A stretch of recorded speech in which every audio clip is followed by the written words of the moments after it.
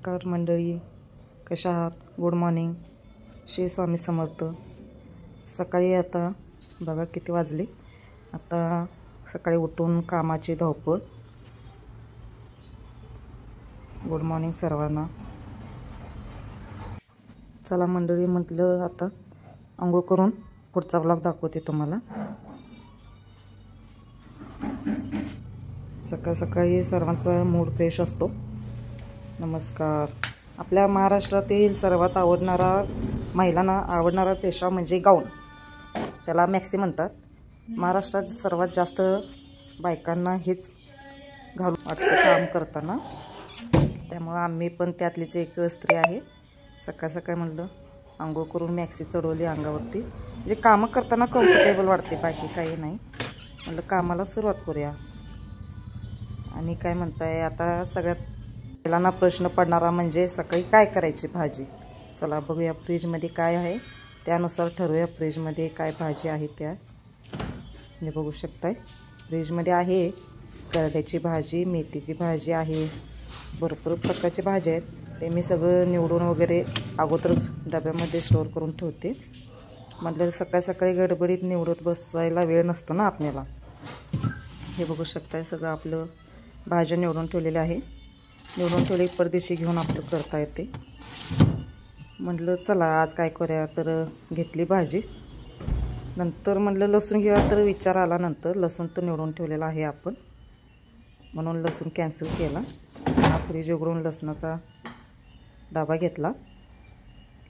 लसूण कढीपत्ता मी ऑलरेडी सुट्टे करून ठेवते आणि सोलून ठेवते, जेणेकरून सकाळी आपल्याला परदेशी घावता यावं आणि वापरता यावं. हे बघा माझं किचन बघू शकता. मी किचनचा सुद्धा व्हिडिओ टाकला आहे, ते तुम्ही बघून मला कमेंट करू सांगा की माझं किचन कसं आहे. हे बघा ही करड्याची भाजी, म्हटलं तेच करून घ्यावं आता. सकाळी सकाळी आम्हाला लागतो ब्लॅक टी. आम्हाला दोघांनाच ब्लॅक टी लागतो, म्हणून छोटं पातेलं घेतलं मी. कारण मोठं घेतलं की फक्त ब्लॅक टीसाठी एवढं मोठं पातेलं नाही ना, ते बरोबर वाटतं भांडं. त्यामुळे म्हटलं चला ब्लॅक टी करूया दोघांना. ब्लॅक टी म्हणजे लेमन टी लागतो आम्हाला. सकाळ सकाळी कसं लेमन टी घेतली की दिवसभर पित्त्याचा त्रास होत नाही. मला तर पित्त्याचा त्रास खूप आहे, त्यामुळे म्हटलं चला पित्त्याचा एक गोळी घेऊया. सकाळी रोज एक गोळी घ्यायच लागते मला पित्त्याचं, कारण खूप म्हणजे खूप त्रास होतो पित्त्याचा. त्यामुळे एक पित्त्याची गोळी घेतली. पित्त कमी होण्यासाठी तुमच्याकडे काही तर उपाय असेल तर मला नक्की कमेंट करून सांगा. मी खूप उपाय केला, परंतु काही त्याचा फायदा झाला नाही मला. तुमच्याकडे काय उपाय असेल सांगा. हे बघा आमची मॅडम सकाळ सकाळी जांभळे देत आली झाडू मारायला. मुलांना कसं थंडीच्या दिवसात झोप जात नाही डोळ्यातून, कारण थंडी असते ना, त्यामुळे सकाळी लवकर उठवत नाही आम्ही पण मुलांना. कारण मला जायचं असते शॉपवर, त्यामुळे माझी धावपळ चालूच असते. म्हटलं सकाळी आपलं काय करायचं, भात लावायचा का डाळ करायची हेच कन्फ्यूज. म्हटलं राहू दे, फक्त भात लावून घेऊया आपण कुकरला. त्यामुळे नंतर म्हटलं भाजी कटिंग करून घेऊया. भाजी कटिंग करून धुवून आपलं फोडणी द्यायला त्याला बरं पडते. सकाळ सकाळची भाजी घेतली. आमच्या इथं ह्याला करड्याची भाजी म्हणतात, तुमच्या इथं काय म्हणतात नक्की कमेंट करून सांगा. आणि सकाळी त्याला कापून स्वच्छ करण्यात वेळ भरपूर जातो. ते पण खरं धुवून ठेवले की भाजी खराब होतात ना कापून, त्यामुळे म्हटलं राहू दे, आपण फक्त निवडून ठेवलेलीच भाजी बरी. नंतर गेले लिंबू. मेन म्हणजे हा लिंबू आम्हाला लागतोच.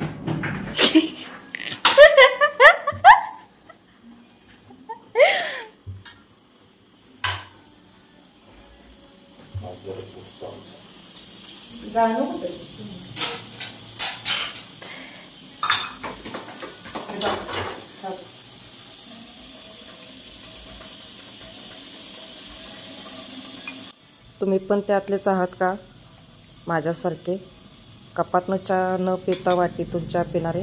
खरं म्हणजे ना, आम्हाला वाटीतूनच चहा प्यायला आवडतं, त्यामुळे आम्ही वाटीतूनच चहा पितो. आणि त्यात म्हणजे काळा चहामध्ये लिंबू पिऊन, बघा लिंबूसुद्धा वड्या मारतो, त्याला पण बहुतेक थंडी वाजत आहे, त्यामुळे ते हातातून निसटत आहे. म्हटलं लेमन टी आम्ही सकाळ सकाळी लेमन टी घेतली की बरं वाजतं. आणि वाटीतनं तर पेज म्हणजे मज्जाच काय वेगळी. पण आमच्या साहेबांना लागतो बशी, त्यामुळे म्हटलं साहेबांना एकच बशी ठेवलेली आहे. ही डाळ आता करणार आहे मी, मटकीची डाळ. कारण डाळी शिजवून खाऊन खाऊन वैताग आलेला आहे. म्हटलं आज मटकीची डाळ करू. हे बघा असा चहा लागतो साहेबांना आमच्या. साहेबांना चहा दिला. म्हटलं त्यांना वाटलं फोटो काढाले म्हणून त्यांनी आपले पोज दिली, पण फोटो नव्हता. आणि पुन्हा म्हटलं चला आपल्या कामाला सुरुवात करूया.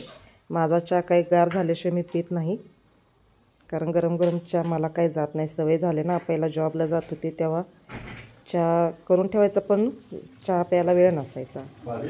त्यामुळे ते गार चहा प्यायची मला सवय झालेली आहे. आणि ही बघा करड्याची भाजी आता म्हटलं धुवून घ्यावी. थंडीच्या दिवसात भाजी फ्रेश राहतात, त्यामुळे धुताना सुद्धा प्रॉब्लेम होतो. ही सकाळचं बघा फ्रेश वातावरण आहे. आणि हा बघा आमचा गब्बर सकाळी 6ला जाऊन फिरून येऊन आता घरी येऊन असा निवांत झोपतो. चला आता भाजीची आपली तयारी करूया. तिकडं कुकर लावलेला आहे. आमच्या साहेबांची जायची वेळ झालेली आहे. साहेब आमचे चाललेले आहे. सकाळी ते 8 वाजता जातात शॉपला. त्यांचंसुद्धा म्हणजे आमच्या दोघांचंसुद्धा शॉप आहे फुटवेअरचं. त्यामुळे साहेब आमचे चालले. साहेब आमची सायकलवरून जातात. सकाळी जरा आगाऊपणा केलता गब्बरला, त्यामुळे थोडा राऊंड घ्यायचं बघत होते साहेब आमचे. कारण भीतो म्हणजे तो फक्त आमच्या साहेबांना, बाकी कुणाला भीत नाही. त्यांनी फक्त एक हाक मारू दे लगेच तयार असतो ते.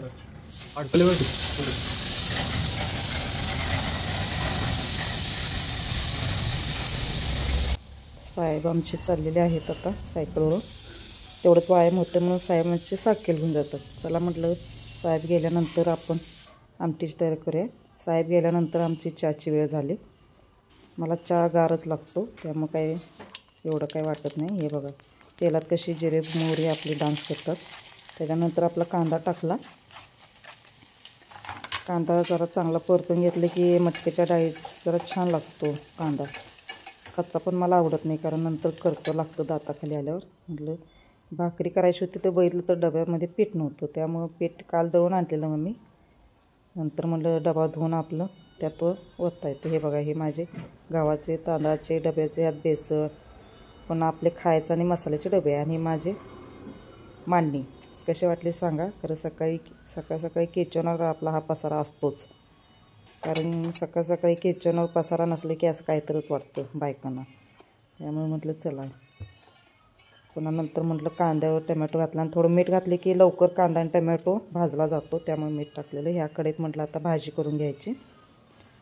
ज्या कढईत थोडं पापड्या भाजून काढलेल्या आहेत त्याच कढईत म्हटलं चला भाजीची फोडणी टाकूया.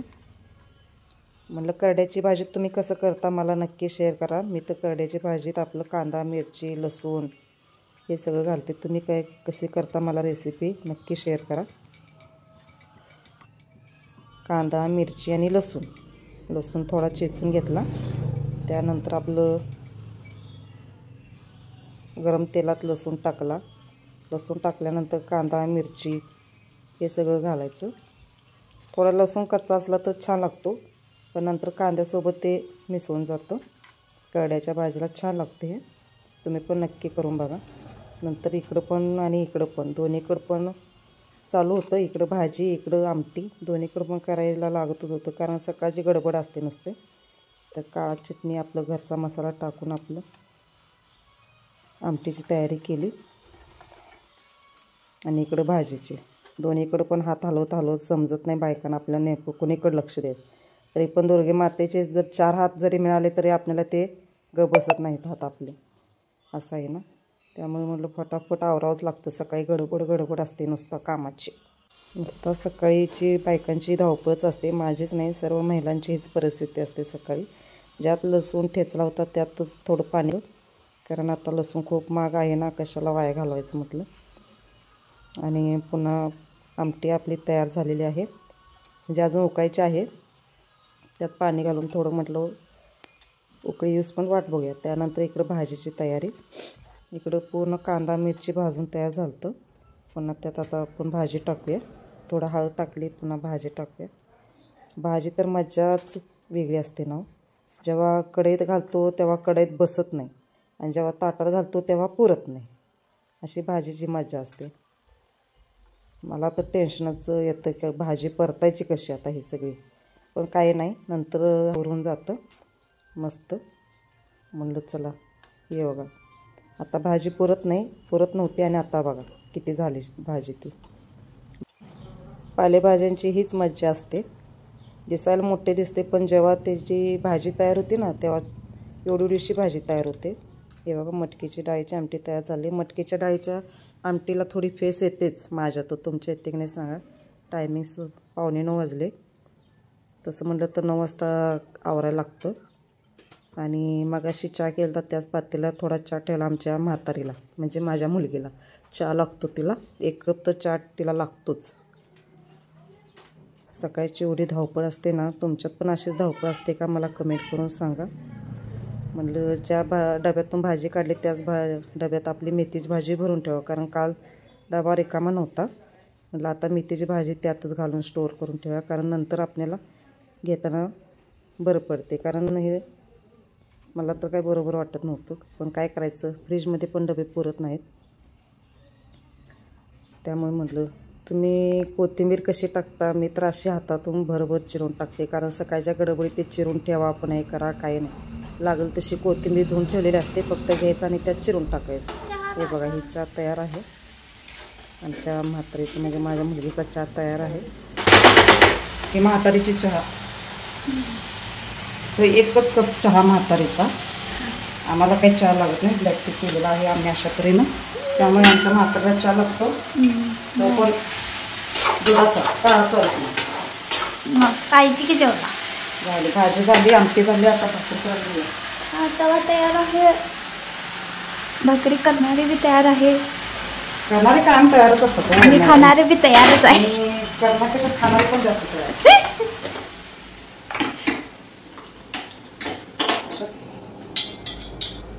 खास का चहा का अजून पाहिजे? मॅडमचा चहा आमच्या ओनली 1 कप.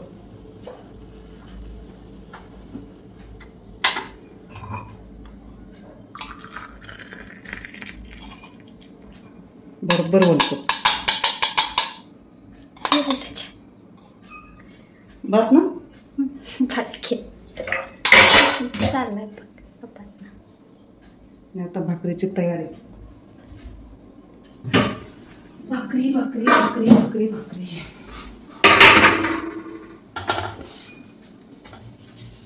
डबा घासून ठेव. तुला पहिला सांगेल काय तर खायला मिळेल तुम्ही काढलं ना मॅडम, ते पास धुवायला पण काढलं, धुवायला टाकायचं.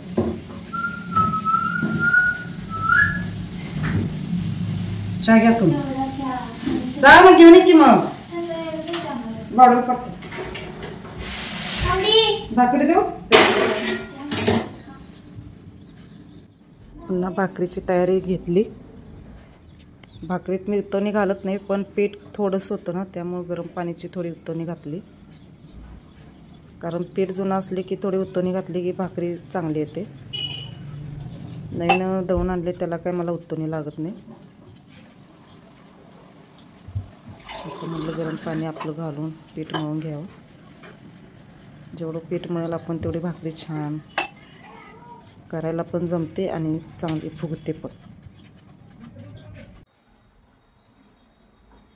चला मग तुम्हाला दाखवते माझी भाकरी कशी फुगते.